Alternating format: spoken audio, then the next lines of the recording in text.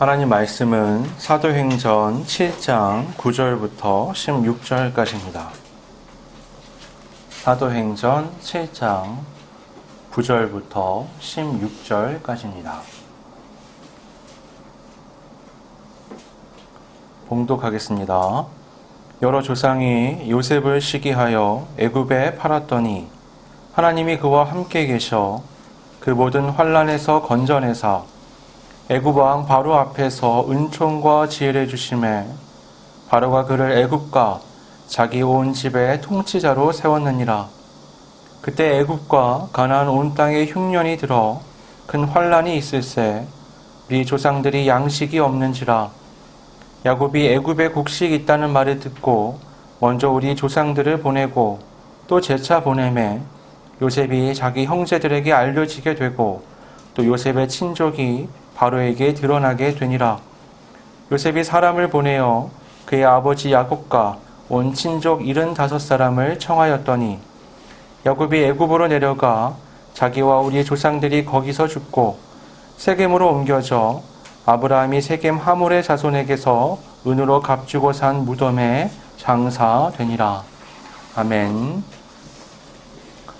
이스라엘 역사에서 중요한 축이 되는 사람을 몇 명 꼽아보라 그러면 최소한으로 아브라함, 모세, 다윗을 꼽을 수가 있습니다. 아브라함은 이스라엘의 시조죠. 그를 통해서 이스라엘 역사가 시작되었습니다. 모세는 출애굽과 율법을 통해 하나님의 백성으로서 이스라엘의 시대를 연 인물이라고 할 수 있죠. 다윗은 왕국을 세우고 성전을 완성한 하나님 나라로서 이스라엘을 이뤘던 인물이라고 말할 수가 있습니다. 이 사이사이에 들어가는 인물들은 많이 있어요. 하지만 이스라엘 역사에서 분기점이 되는 어떤 축이 되는 사람들을 꼽아보라 그러면 딱 이 세 사람을 꼽아볼 수가 있습니다. 공회에서 이 해명을 시작한 스데반 역시 이스라엘 역사에 대해서 언급하면서 이 세 사람에 대해 말을 합니다. 여기다가 한 명을 더하죠. 그게 바로 오늘 본문에 나오는 요셉이라고 할 수 있습니다. 그러면 스데반은 왜 이 세 사람 안에 요셉을 넣었을까요? 요셉 이야기는 원래 그 창세기를 보면 아브라함, 이삭, 야곱으로 이어지는 그 언약의 족장들의 이야기가 이어지거든요. 야곱 이야기 안에 붙어 있는 게 바로 요셉 이야기예요. 야곱이 애굽으로 가게 되는 과정을 요셉의 이야기를 통해서 보여주는 거거든요. 그런데 굳이 스데반은 그냥 아브라함과 야곱의 이야기에 묶어서 애굽으로 가는 걸 설명하는 게 아니라 요셉 이야기를 딱 끄집어내서 설명을 합니다. 이건 의도가 명확한 거예요. 요셉은 잘 아시다시피 예수님을 예표하는 인물이죠. 그의 삶이 예수님의 삶과 아주 많이 닮아 있습니다. 스데반은 이 요셉의 이야기를 통해서 그들에게 예수님의 정당성을 또 그들의 잘못을 지적하는 거죠. 스데반이 7장에서 이스라엘 역사에 대해 얘기하는 걸 보면 땅의 이동이 굉장히 중요한 요소로 작용을 합니다. 아브라함 때 가나안 땅을 향하죠. 그리고 요셉 때에 애굽 땅을 향합니다. 그리고 모세 때에 다시 가나안 땅을 향하고 다윗 때에는 그 가나안 땅에서 하나님의 왕국을 세우게 되죠. 요셉은 이 야곱 때에 애굽으로 향했던 열세가 되는 인물이라고 할 수 있죠. 그는 야곱의 12아들 중에 11번째로 태어납니다. 야곱은 아내가 2명 있었어요. 레아와 라헬. 둘이 자매인데 레아는 속아서 얻은 아내죠. 원래는 동생인 라헬을 사랑했는데 덕분에 오랜 시간 삼촌네 집에서 일을 해야만 했습니다. 라헬을 사랑했지만 이상하게도 레아와 통해서 자식이 훨씬 많았어요. 앞에 10명의 아들은 레아를 통해서 낳은 아들들이고요. 마지막에 요셉과 베냐민만 라헬을 통해서 얻은 아들입니다. 게다가 이 베냐민은 태어나자마자 아내가 베냐민을 낳는 과정에서 죽게 돼요. 그러니까 라헬을 사랑했던 이 요셉의 입장에서, 야곱의 입장에서 보면 요셉과 베냐민은 다른 아들들에 비해서 아주 특별한 예쁜 아들들로 비춰졌습니다. 특히 요셉을 아주 이뻐했는데 그에게만 성경에 보면 채색 옷, 아름다운 옷을 지어서 입혔다라고 되어 있잖아요. 그러니까 이 요셉에 대한 아버지의 편애가 형제들의 분노를 사왔습니다. 형들이 요셉을 그렇게 시기했어요. 그가 특별하게 대접받는 걸 못마땅해 했습니다. 그래서 어느 날 그를 죽이려고 모의를 해요. 그리고 계획을 바꿔서 지나가는 상인에게 은 20에 팔아버리죠. 요셉은 그 상인에 의해서 애굽으로 오게 되고 바로의 친위대장이었던 보디발의 집에 팔려가게 됩니다. 그는 여주인의 유혹을 뿌리치지만 오히려 누명을 쓰고 감옥에 갇히게 되죠. 거기서 술 맡은 관원장과 빵 맡은 관원장, 그들의 꿈을 해석해 주면서 이것이 계기가 돼서 나중에 바로 앞에서 바로의 꿈을 이제 해석하는 자리에까지 서게 됩니다. 그걸 계기로 총리가 되죠. 요셉 하면 꿈을 빼놓을 수가 없잖아요. 그가 형들에게 그렇게 미움을 받았던 이유는 그중 하나가 꿈 때문입니다. 11단이 자신의 단에게 절을 하는 꿈. 해와 달과 11별이 자신을 가리키는 별에게 절을 하는 꿈. 이건요, 여러분, 누가 들어도 자기 형들이 자기를 섬기게 될 것이다. 절하게 될 것이다. 내가 그들 위해 군림하게 될 것이다. 라는 걸 보여주는 겁니다. 가뜩이나 아버지의 총애를 받는 것도 화가 나는데 동생이 그런 꿈 이야기를 하니까 분노가 치밀어 오르는 거죠. 꿈은 하나님께서 사람에게 계시하시는 수단입니다. 오늘날에도 꿈으로 계시받는 경우가 있죠. 그런데 주의할 것이 있습니다. 우선 하나님의 계시는 오늘날에는 완성이 되어 있죠.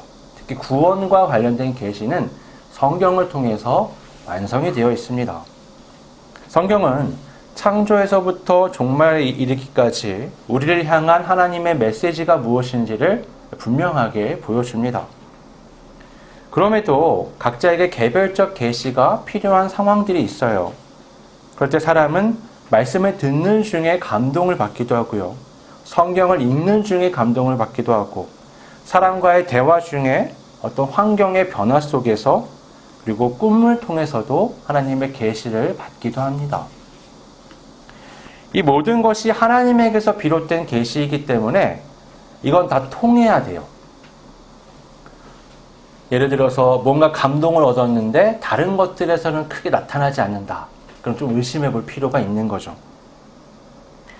기도만 열심히 해서요.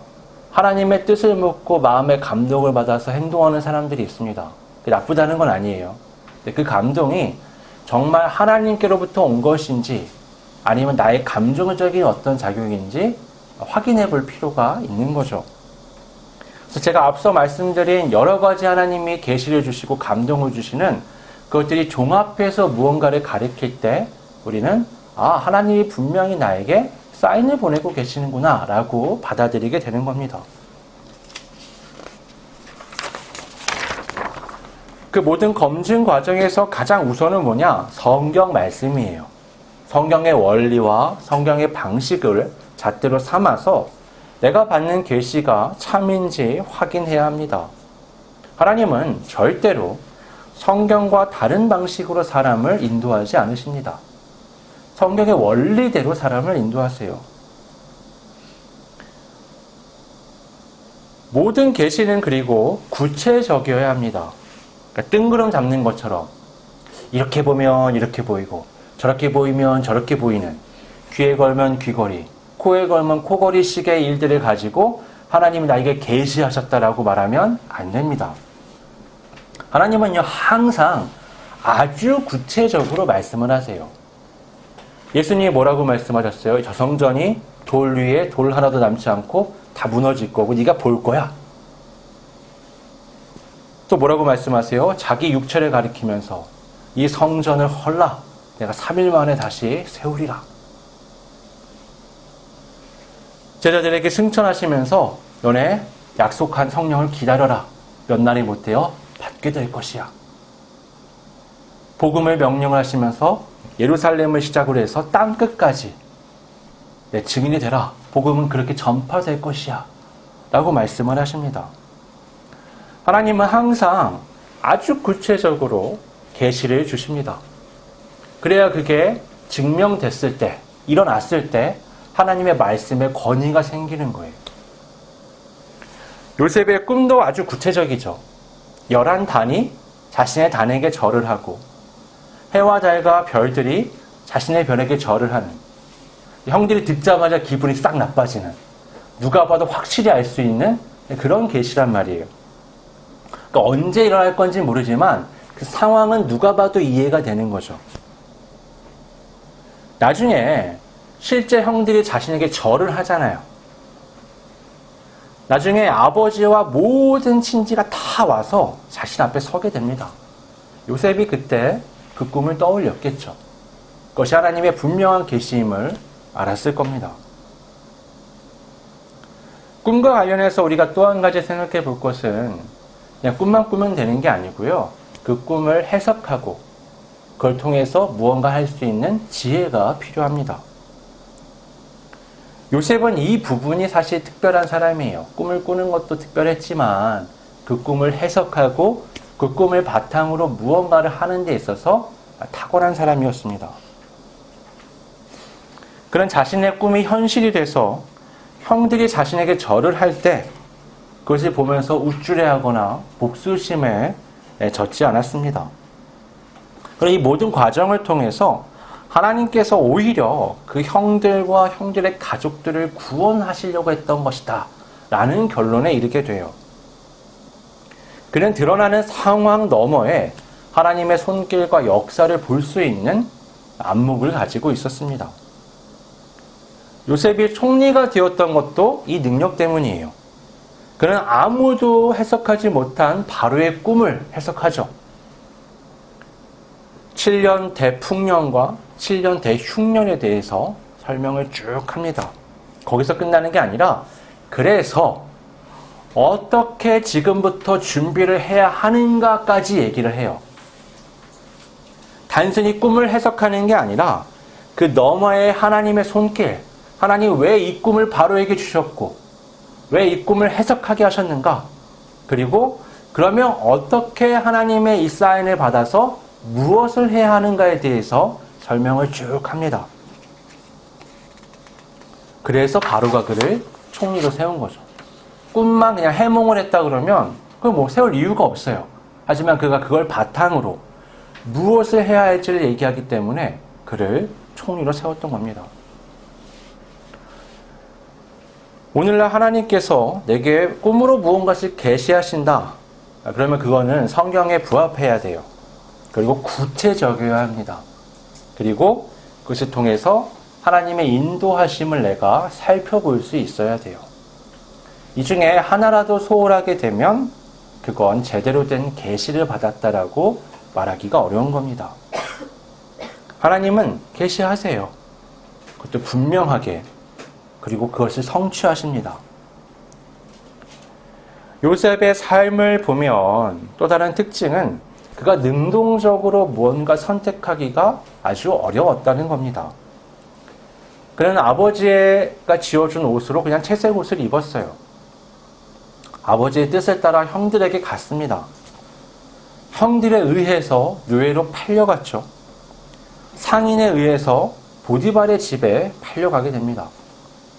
그리고 보디발의 집에 누명을 쓰고 보디발에 의해서 감옥에 갇히게 되죠.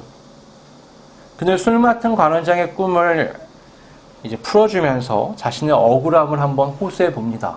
하지만 뜻대로 되지 않죠. 그는 2년을 더 감옥에 있게 돼요. 생각지도 못한 때에 2년 후 바로가 꿈을 꾸게 되고 그걸 계기로 돼서 술 맡은 관원장이 요셉을 떠올리고 요셉을 불러옵니다. 바로의 꿈을 해석한 후에는 바로에 의해서 총리가 돼요.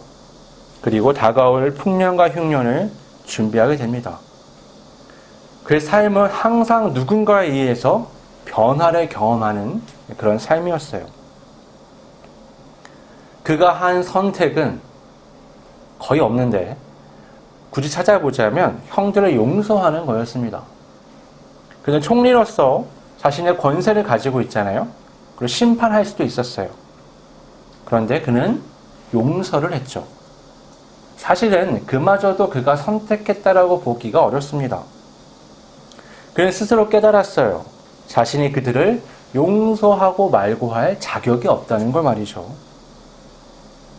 자신의 이 모든 삶이 하나님의 인도하심의 결과라고 받아들이게 된 겁니다. 하나님께서 저들을 구원하시기 위해 나를 보내셨다는 걸 이해하게 된 거예요. 이 놀라운 하나님의 구원 역사에서 내가 의지를 가지고 거기에 뭔가를 더하거나 뺄 수 없다라고 받아들인 겁니다. 그래서 그의 용서는 어떤 부분에서는 필연적인 것이었어요. 그럼에도 그가 자비로운 마음과 순종으로 그 용서를 했다는 것은 분명한 사실입니다. 용서가 없이는 그가 그 형제들에게 보였던 그 애정, 관심, 보살핌을 설명할 수가 없는 거죠. 그렇게 봤을 때 요셉이 한 유일한 선택은 뭐냐? 그건 그가 하나님의 인도하심을 신뢰하고 따랐다는 겁니다. 그의 삶 전체가 이걸 보여줘요. 그의 삶은 억울함으로 가득했죠. 그럼에도 그는 하나님 앞에서 하루하루를 살아갔습니다. 상황은 너무 억울해요. 하지만 원망하며 사는 건 나의 선택의 부분입니다. 성경 어디에도 그가 하나님을 원망하거나 사람을 원망하며 살아갔다는 말을 찾아볼 수가 없습니다. 여러분, 그가 노예로 팔려간 게 17살 때예요. 총리가 된 게 30살 때입니다. 13년 동안 노예와 죄수로 기약 없는 삶을 살았던 거예요. 그럼에도 불구하고 하나님을 향한 불신을 찾을 수가 없습니다. 바로 앞에 섰을 때 요셉을 한번 보세요. 꿈을 해석할 때 나만 할 수 있는 거잖아요. 전 세계에서 나만 하는 거예요. 그러니까 얼마나 많은 걸 어필할 수 있어요. 2년 전에 술 맡은 관원자에게 나의 억울함을 호소했었잖아요. 바로 앞에서도 할 수 있는 거예요. 형들을 만났을 때 얼마든지 화를 내고 원망할 수 있습니다. 그러나 그는 그런 것들을 하지 않아요. 그는 자신의 이 상황, 자신의 분노, 자신의 감정, 자신의 어떠함보다 하나님을 더 분명한 사실로 받아들입니다. 하나님을 신뢰해요. 지금 내가 이해할 수 없고 받아들이기 어렵고 고통스럽고 참기 힘든 많은 상황들 속에서 하나님을 더 분명하게 보고 하나님을 믿음으로 바라본 겁니다. 그의 믿음이 그의 삶을 새롭게 볼 수 있는 동력이 되었던 거예요. 그런 요셉이 바로 예수님을 예표하는 인물입니다. 예수님 역시 스스로 어떤 선택을 하지 않으세요. 성자 하나님으로서 하실 말씀도 있죠. 그리고 하실 수 있는 능력도 있습니다. 예수님이 그런 것을 잠깐 언급하신 적도 있어요. 하지만 그렇게 하지 않으시죠. 처음부터 끝까지 인간 예수로서 성부 하나님의 구원 계획을 성취해 갑니다. 그리고 모든 상황에서 성령 하나님의 역사를 의지해요. 목수의 아들로 말 구유에서 태어난 것부터 십자가에 죽기까지 예수님은 자신의 선택이 아닌 하나님의 인도하심 가운데 순종의 삶을 사십니다. 예수님의 유일한 선택은 그 하나님의 인도하심에 자신을 맞추는 거였어요. 땀방울이 핏방울처럼 되는 그 기도의 과정을 통해서 나를 하나님께 맞추는 겁니다. 하나님을 신뢰하는 거죠. 십자가의 죽음이라는 최악의 삶의 자리가 눈앞에 다가왔음에도 불구하고 이 과정을 넘어가시는 거예요. 그 결과가 십자가 위에서 자신을 못 박고 조롱하는 자들을 위한 용서의 기도였습니다. 십자가는 고통스럽죠. 십자가는 수치스럽습니다. 십자가에 달려 죽는 나를 보며 저들은 조롱과 욕을 멈추지 않는 거예요. 심지어 이 십자가는 나를 위한 게 아니죠. 저들을 위한 겁니다. 저들을 위해서 최선의 사랑으로 스스로를 죽이는 중임에도 저들의 조롱은 멈추지 않는 거죠. 그러나 그들은 십자가의 의미를 모릅니다. 지금 예수님께서 그들의 죄를 위해 고통당한다는 것도 몰라요. 그래서 예수님은 그들의 죄가 그들에게 돌아가지 않도록 하나님께 간구하십니다. 최악의 상황에서 최선의 기도를 할 수 있는 것, 그게 바로 믿음이라고 말할 수 있어요. 십자가를 통한 하나님의 계획이 구원에 있다는 것을 알고 거기에 모든 초점을 맞추는 겁니다. 자신은 완전히 지워버리는 거죠. 자신의 생명까지 말입니다. 그 십자가의 용서가 바로 예수님께서 하신 선택이었습니다. 우리의 삶도 비슷하죠. 우리가 원해서 태어났나요? 우리의 부모도, 가정 환경도, 그 어떤 것도 사실은 크게 선택한 게 없습니다. 오늘날 금수저, 흑수저 말이 많잖아요. 왜 그러냐면 환경이 삶에 미치는 영향이 굉장하기 때문에 그래요. 우리의 지난 삶을 한번 되돌아보세요. 내가 원하고 선택하지 않았음에도 절대적인 영향을 끼치는 건 아주 많습니다. 이 몸도 그렇잖아요. 내가 이렇게 태어나고 싶어 태어났나요? 이런 외모, 이런 성격, 이런 기질, 내가 선택한 게 아닙니다. 자란 환경 속에서 나에게 덧입혀진 많은 것들도 내가 선택한 게 아니죠. 그래서 너무나 비교가 심각한 이 사회에 살면 다 원망거리가 되는 겁니다. 분노하게 되죠. 좌절하게 됩니다. 그러나 우리는 환경 너머에 하나님을 바라봐야 합니다. 내 모든 삶의 자리와 조건은 하나님의 허락 없이는 주어지지 않습니다. 그것이 좋은 것이든 나쁜 것이든 중요한 것은 그것이 하나님께서 내게 허락하신 거라는 거예요. 여러분, 노예로 팔려가면 어때요? 분노하게 되죠. 원망하게 되죠. 억울한 누명을 쓰고 감옥에까지 갇히면 절망하게 됩니다. 좌절하게 돼요. 삶을 포기하게 되죠. 반대로 총리가 되면 어때요? 교만하게 되겠죠. 우쭐대겠죠. 권세를 휘두르게 됩니다. 그게 인간 본성의 자연스러운 모습이에요. 그러나 예수님을 닮은 그리스도인은 그런 삶을 추구해서는 안 됩니다. 그리스도인은 환경과 상황이 아니라 그 너머에서 이것을 나에게 허락하신 하나님의 인도하심을 살펴야 합니다. 그래야 노예살이와 감옥살이 중에서도 평정을 잃지 않을 수 있어요. 총리가 되어도 교만해서 잘못된 길로 빠지지 않을 수 있는 겁니다. 요셉을 살피면 요셉에겐 그런 인간적인 것들이 다 둘째 문제예요. 사실 고려 대상이 되지가 않습니다. 그에게는 뭐가 가장 중요하냐? 하나님이 중요해요. 하나님 앞에 내 삶이 펼쳐져 있다는 것이 가장 중요합니다. 그런 이해가 있었기 때문에 정말 결정적인 순간, 바로 하나님께서 계획하신, 나에게 이 삶을 허락하신 그 이유가 있는 그때가 됐을 때 하나님의 기대에 걸맞는 삶의 선택을 할 수 있었던 겁니다. 여러분, 나의 삶은 나의 선택과 돌봄으로 세워지는 게 아닙니다. 여러분, 생각해 보세요. 내 뜻과 결정대로 삶이 얼마나 흘러갔어요? 하나도 그렇게 흘러가지 않습니다. 그리스도인의 삶은 아는 거예요. 하나님의 인도하심 가운데 이 삶이 펼쳐지고 나아가진다는 걸요. 때로 그것은 나의 바람과는 다르게 흘러가죠. 심지어 나의 바람과는 정반대로 흘러가기도 합니다. 그러면 하나님을 원망하게 돼요.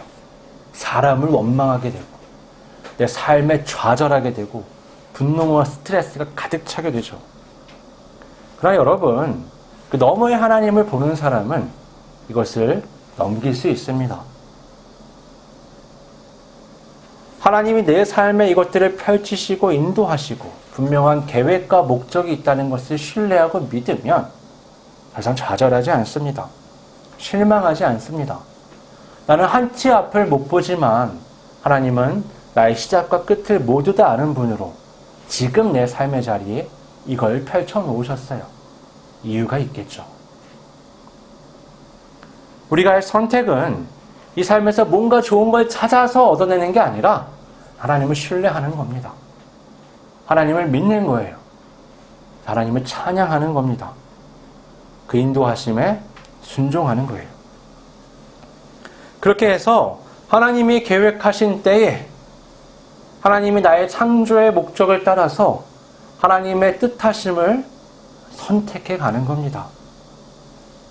그 일이 크냐 작냐 뭐 그런 건 중요하지 않아요. 중요한 건 하나님이 나를 이 땅에 두시고 이 때에 이 삶을 살게 하신 이유를 내가 이뤄낸다는 데 중요한 점이 있습니다. 순종을 선택하고 하나님의 일을 이루어가는 우리 모두가 되기를 바랍니다. 기도하겠습니다.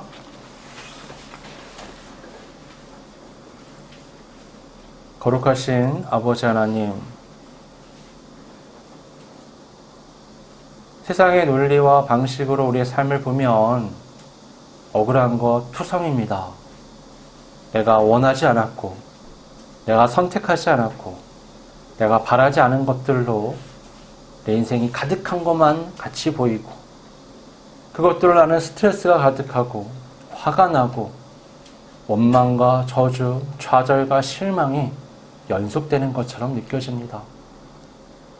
그러나 성경을 펼치고 우리 주 예수 그리스도를 비롯하여 또 오늘 본문의 요셉을 또 비롯하여 많은 믿음의 선진들의 삶을 보면 그들이 우리가 갖는 실망감과는 전혀 다른 감정을 갖고 살아갔다는 것을 확인할 수 있습니다.